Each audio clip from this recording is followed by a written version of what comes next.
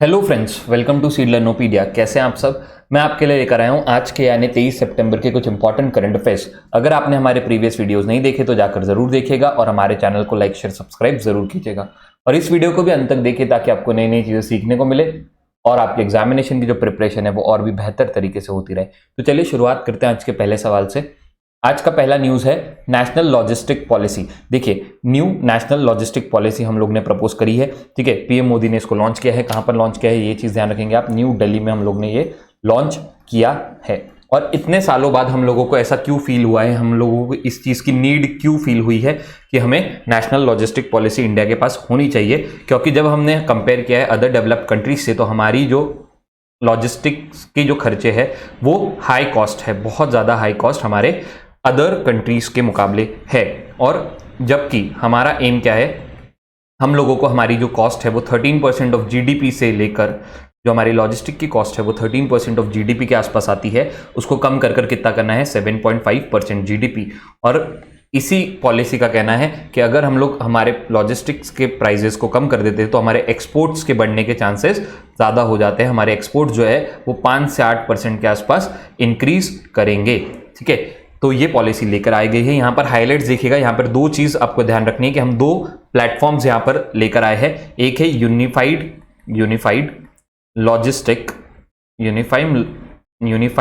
Logistics interface platform ULIP, और साथ साथ इसमें होगा एक ease of logistic service platform, ease of logistic services. तो ये चीज आप ध्यान रखेंगे कि ये काय में आएगा आपका नेशनल लॉजिस्टिक पॉलिसी, जो कि मोदी जी ने कहां लॉन्च करी है, न्यू दिल्ली में लॉन्च करी है। ठीक है, चलिए अगले सवाल पे चलते हैं। अगला आपका जो है न्यूज है वो है प्रधानमंत्री प्रणाम योजना। देखिए, सेंटर ऐसा सोच रही है कि हम लोग क्या लेकर आएंगे, प्रधानमंत्री प्रणाम योजना। प्रणाम का जो फुल फॉर्म है वो मैं आपको बता देता हूं क्योंकि आपके एग्जाम्स के लिए वो इंपॉर्टेंट है। Promotion, P is for promotion of alternate, promotion of alternate, N is for nutrients, promotion for alternate nutrients for agriculture management, तो पीएम प्रणाम योजना भी आप अगर याद रखेंगे तो बहुत ये काम हो जाएगा आपका। ये एक सब्सिडी स्कीम है जहां पर आपको 50% तक की सब्सिडी मिलेगी अगर आप क्या कर रहे हैं, न्यूट्रिएंट्स जो आप लोग एग्रीकल्चर में यूज करते हैं उसको आप कुछ अल्टरनेट अगर आप यूज कर रहे हैं तो आपको 50% तक यहां पर क्या मिलेगी, सब्सिडी मिलेगी और आपको उसके कैश भी मिल सकता है, फंड्स मिलेंगे। ठीक है, और इसमें से जो 70% है ये आपको यूज करना पड़ेगा, स्टेट को यूज करना पड़ेगा क्रिएटिंग एसेट्स के लिए। ठीक है, यहां पर उनको एसेट्स क्रिएट करने के लिए 70% यूज करना पड़ेगा और 30% का जो यूज है वो उनको कहां करना पड़ेगा, रिवॉर्ड्स के लिए, जो वो फार्मर्स वगैरह को देंगे कि अगर आप ये योजना में भाग लेते हैं तो आपको जो रिवॉर्ड्स मिल रहे हैं वो सारी चीजें आपको यहां से लेना पड़ेगा। और एक चीज आप ध्यान रखिएगा कि प्रधानमंत्री प्रणाम योजना जो अभी नई आने वाली है इसके लिए अलग से कोई बजट हम लोग पास नहीं करने वाले, इसके लिए कोई भी अलग से बजट नहीं होगा। ये एग्जिस्टिंग जो हमारी फर्टिलाइजर स्कीम है उसके अंडर में ही आएगा, एग्जिस्टिंग फर्टिलाइजर स्कीम उसी के अंडर में ये आने वाला है। ठीक है, एक चीज ध्यान रखिएगा ये, तो ये चीज बहुत इंपॉर्टेंट है कि इसके लिए कोई बजट नहीं है, जो हमारी एग्जिस्टिंग है उसी में ये आने वाला है। प्रधानमंत्री प्रणाम योजना, प्रणाम is for promotion of alternate nutrients for agriculture management. ठीक है, चलिए अगले सवाल पे चलते हैं। अगला है आपका Gujarat government announces first ever cinematic tourism policy 2022 से 27। देखिए 5 साल के लिए गुजरात गवर्नमेंट ने, सबसे पहले तो याद रखेंगे कि गुजरात गवर्नमेंट ने पहली बार, मतलब इंडिया में किसी स्टेट ने फर्स्ट टाइम क्या किया है, गुजरात गवर्नमेंट ने सिनेमैटिक टूरिज्म पॉलिसी लेकर आया है, वो भी 5 साल के लिए। ठीक है, ये लॉन्च की गई है अहमदाबाद में। ठीक है, एक चीज ये ध्यान रखेंगे आप। उसके बाद इसकी जरूरत क्यों पड़ी है, फिर से वही बात है कि हम लोग करने क्या वाले हैं, हम लोग प्रमोट करने वाले हैं यहाँ पर सिनेमैटिक टूरिज्म को, जो कि बढ़ जाए। और यहाँ पर हम लोगों का एक और चीज है कि फिल्म इंफ्रास्ट्रक्चर जो है गुजरात में उसको हम लोग और ज्यादा स्ट्रेंथन करेंगे, उसको और भी ज्यादा बढ़ाने की हम लोग यहां पर कोशिश करेंगे, जिस वजह से फिल्म प्रोडक्शन गुजरात में बढ़ेगा। ठीक है, और इस वजह से टूरिज्म भी गुजरात में बढ़ेगा। दोनों चीजें यहां पर जो है एक साथ चलने वाली है और यहां पर इसी के साथ साथ एम्प्लॉयमेंट का भी जनरेशन यहां पर होगा, एम्प्लॉयमेंट की अपॉर्चुनिटीज मिलेगी। अगर आप फिल्म प्रोडक्शंस, फिल्म इंफ्रास्ट्रक्चर्स को डेवलप करते हैं तो वहां पर काम करने के लिए आपको लोग चाहिए होंगे, स्किल्ड वर्कर्स चाहिए होंगे, तो वहां पर एम्प्लॉयमेंट की अपॉर्चुनिटीज बढ़ेगी। और एक चीज आप ध्यान रखिए, ये गुजरात में ही क्यों हो रहा है, क्योंकि ग्लोबल इन्वेस्टर्स भी गुजरात को एज अ क्या कर रहे हैं, फर्स्ट चॉइस ऑफ प्रेफरेंस देख रहे हैं इन्वेस्ट करने के लिए। ठीक है, जो बहुत सारे इन्वेस्टिंग फर्म्स है बाहर की, ग्लोबल जो भी इन्वेस्टर्स है, चाहे इंडिविजुअल हो या फिर फर्म्स हो, कॉर्पोरेट्स हो, वो अपना अपना क्या कर रहे हैं, सबसे फर्स्ट चॉइस क्या रख रहे हैं, एज अ गुजरात को इंडिया में वहां पर जो है उनकी फर्स्ट चॉइस है इन्वेस्टिंग के लिए। उसके बाद एक चीज यहाँ पर आप गुजरात से ध्यान रखेंगे कि यहाँ पे सीएम कौन है, भूपेंद्र पटेल, और यहाँ पे गवर्नर जो है उनका नाम है आचार्य देवव्रत। तो ये सारी चीजें आपको ध्यान रखनी है सिनेमैटिक टूरिज्म पॉलिसी से रिलेटेड। ठीक है, चलिए अगले सवाल पे चलते हैं। अगला जो है आपका न्यूज है वो है Bihar government to initiate no bag day and compulsory games period in school. देखिए, बिहार गवर्नमेंट ने कहा है कि हम लोग सोच रहे हैं, हम लोग ये लेकर आने वाले हैं, इंप्लीमेंट करेंगे हम लोग कि नो बैग डे ये मनाया जाए स्कूल में, जहां पर हम लोग क्या करें, हफ्ते में एक बार तो इस तरीके की चीज रखे कि बच्चा क्या करे, स्कूल में बैग ना लेकर आए। इससे देखिए फायदा क्या होगा, यहाँ पर जो है टास्क दिए जाएंगे, प्रैक्टिकल सब्जेक्ट होगा, तो यहाँ पे लर्निंग एक्सपीरियंस जो है वो बच्चे का ज्यादा होगा। ठीक है, उसके बाद यहाँ पर उनका बर्डन जो है वो कम करने की यहाँ पर कोशिश की गई है। और बच्चे को बुक्स नहीं लाना है, सिर्फ लंच लाएंगे, उस दिन एंजॉय करेंगे, टास्क परफॉर्म करेंगे, प्रैक्टिकल्स करेंगे, तो उनको नॉलेज जो है, लर्निंग उनका बहुत ज़्यादा बढ़िया होगा और उनका थोड़ा सा उनको पढ़ाई से भी रेस्ट मिलेगा। ये सोचना है बिहार गवर्नमेंट का, इसलिए उन्होंने कहा है कि नो बैग डे हम इंट्रोड्यूस कर रहे हैं। और साथ ही साथ हम लोग क्या कर रहे हैं, एक मैंडेटरी गेम पीरियड भी हम लोगों को रखना है, एटलीस्ट वंस अ वीक। एक हफ्ते में एक गेम्स पीरियड तो होना ही चाहिए हर बच्चों का। ठीक है, ताकि उनकी फिजिकल और मेंटल दोनों जो है ग्रोथ होती रहे। ठीक है, और एक से ज्यादा हो सकता है, मतलब एक वीक में एक से ज्यादा कर सकते हैं, बट एटलीस्ट कम से कम आपको एक तो यहां पर रखना ही पड़ेगा। देखिए, नेशनल एजुकेशन पॉलिसी 2020 में आई थी, उसके बाद से ही हर स्टेट अपने अपने जो है अलग अलग जो है इनिशिएटिव्स लेकर आ रहा है। तो यहां पर बिहार ने ये किया है कि भाई एक दिन बैग ना लाइए, एक गेम पीरियड तो आपका एटलीस्ट एक हफ्ते में होना ही चाहिए। गवर्नर जो है यहां पर आप ध्यान रखेंगे कौन है बिहार के, वो है फग्गू चौहान, और सीएम कौन है, नीतीश कुमार। ठीक है, चलिए अगले सवाल पे चलते हैं। अगला जो है आपका न्यूज है वो है Union Bank of India launches digitalisation of Kisan credit card. देखिए, किसान क्रेडिट कार्ड जो है उसका डिजिटलाइजेशन करने के लिए किसने लॉन्च किया है, यूनियन बैंक ऑफ इंडिया। एक चीज आप यहां पे ध्यान रखेंगे कि यूनियन बैंक ऑफ इंडिया, इनका पहले से एक डिजिटल ट्रांसफॉर्मेशन प्रोजेक्ट चल रहा है, डिजिटल ट्रांसफॉर्मेशन प्रोजेक्ट जिसका नाम है संभव, जिसका क्या नाम है, संभव। और ये संभव के पार्ट में ही क्या लेकर आया है कि हम लोग क्या कर रहे हैं, किसान क्रेडिट कार्ड को एंड टू एंड डिजिटलाइजेशन कर रहे हैं, एंड टू एंड डिजिटलाइजेशन, जिससे क्या हो जाएगा, जिससे जो है किसान क्रेडिट कार्ड और भी ज्यादा एफिशिएंट हो जाएगा, और दूसरा ये फार्मर फ्रेंडली हो जाएगा, उन लोगों को तो है बहुत ज्यादा यहाँ पर हेल्प मिलेगी। ठीक है, तो ये चीज आप ध्यान रखेंगे यहाँ पर। उसके बाद ये लॉन्च कहाँ किया गया है, यूबीआई ने, इन्होंने किया है हरदा डिस्ट्रिक्ट एमपी में, हरदा एमपी, तो ये भी याद रखेंगे आप, हरदा एमपी में इसको लॉन्च किया गया है। यूनियन बैंक से आप क्या याद रख सकते हैं, यूनियन बैंक से आप याद रख सकते हैं कि ये जो है 1919 में बना था। ठीक है, हेडक्वार्टर्स कहां पर है, मुंबई में है, और यहाँ के एमडी सीईओ अभी कौन है, वो है ए मनी मैखलाई, तो ये नाम आप याद रखेंगे। तो ये सारी चीजें आपको याद रखनी है यूनियन बैंक ऑफ इंडिया से और किसान क्रेडिट कार्ड से। एक चीज आपको यहां पर और ध्यान रखनी है, ठीक है, मैं आपको बता देता हूं कि एक चीज आपको क्या ध्यान रखनी है, वो है कि फेडरल बैंक ने भी इसी तरीके से, फेडरल बैंक जो है, ठीक है, इन्होंने भी इसी तरीके से क्या किया है, बोला है कि किसान क्रेडिट कार्ड जो होगा, इसको हम लोग क्या करने वाले हैं, एग्रीकल्चर को, यहां पर हम लोग क्या करने वाले हैं, एग्रीकल्चर को कुछ ही मिनट्स में लोन देंगे, कुछ ही मिनट्स में लोन देंगे, जिसको हमने नाम दिया है इंस्टेंट किसान क्रेडिट कार्ड। तो ध्यान रखिएगा, डिजिटलाइजेशन कौन कर रहा है, यूनियन बैंक ऑफ इंडिया, और इंस्टेंट केसीसी कौन कर रहा है, फेडरल बैंक, दोनों में फर्क है। चलिए अगला देखते हैं, India's official entry for Oscar 2023। देखिए अगले साल जो है 2023 में 95th एकेडमी अवार्ड्स जो है, जिसी को हम लोग क्या कहते हैं, ऑस्कर अवार्ड्स, ये कहां पर होने वाले हैं, सबसे पहले तो ये ध्यान रखिएगा, ऑस्कर अवार्ड्स ये जो है कहां पर होने वाले हैं, ये होने वाले हैं लॉस एंजलिस में, लॉस एंजलिस, ठीक है, 12 मार्च 2023 को, 12 मार्च 2023 को। यहां पर ध्यान रखिए, इंडिया की जो ऑफिशियल एंट्री हुई है वो है एक गुजराती फिल्म जिसका नाम है चलो शो, जिसको अगर इंग्लिश में आप ट्रांसलेट करेंगे तो उसका मतलब होता है लास्ट फिल्म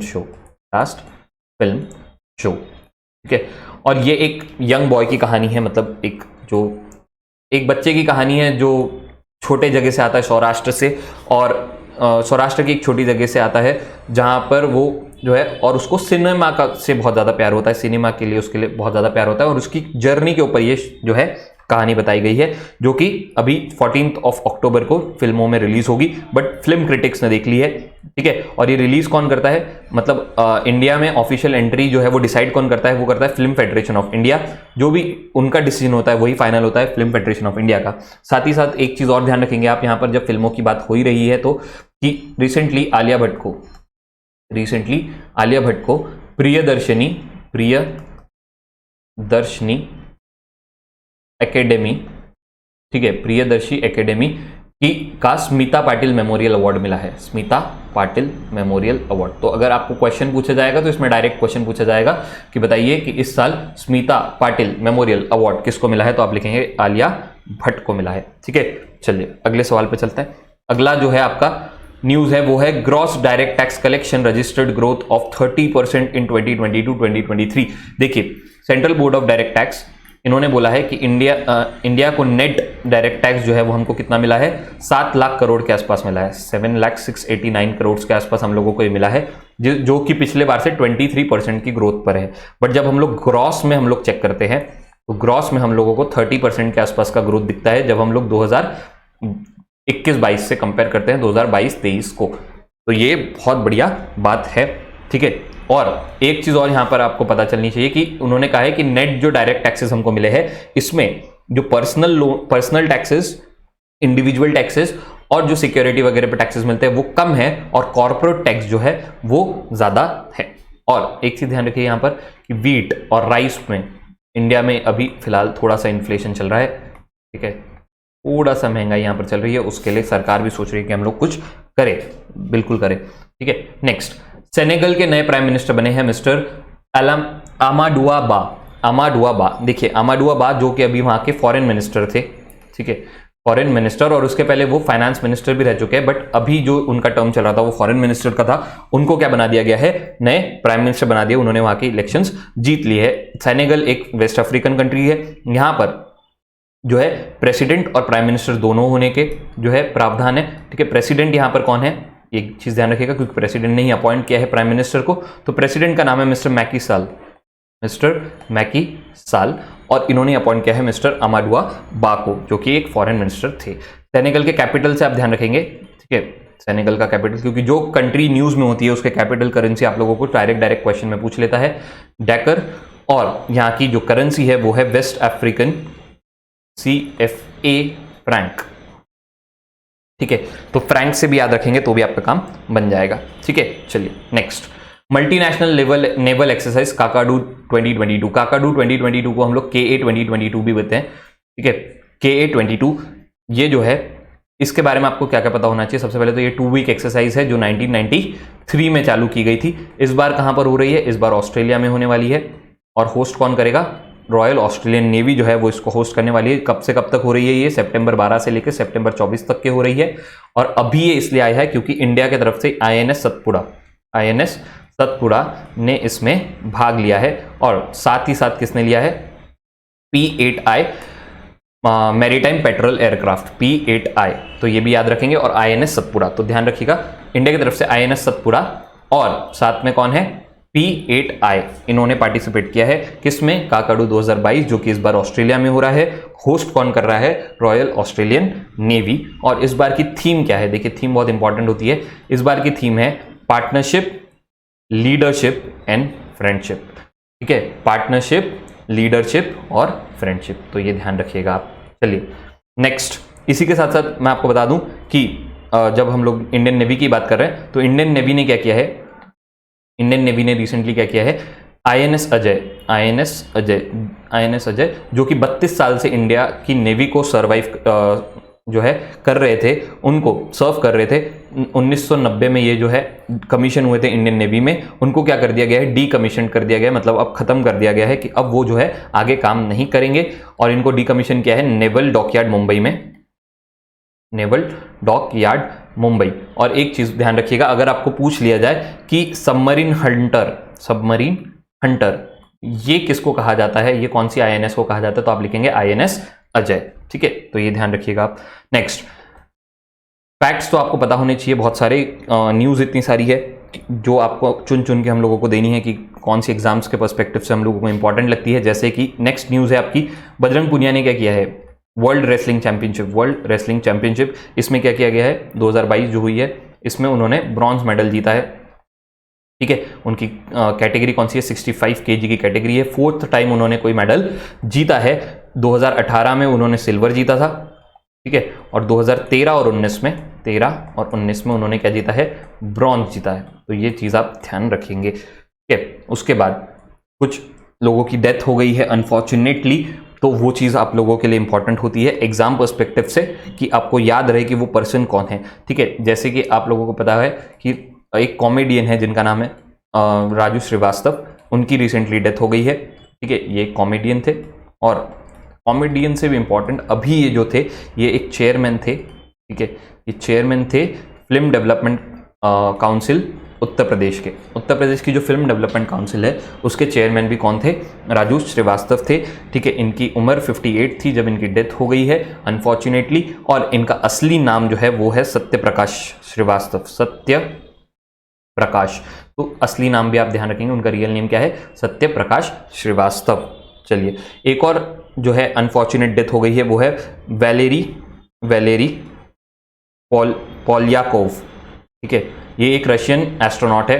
ठीक है, इनके तो ये याद रखेंगे आप, ये रशियन एस्ट्रोनॉट है, एस्ट्रोनॉट जिनके पास एक रिकॉर्ड है कि वो longest single stay in space करके आए हैं, longest single stay in space, जो कि 437 डेज का है।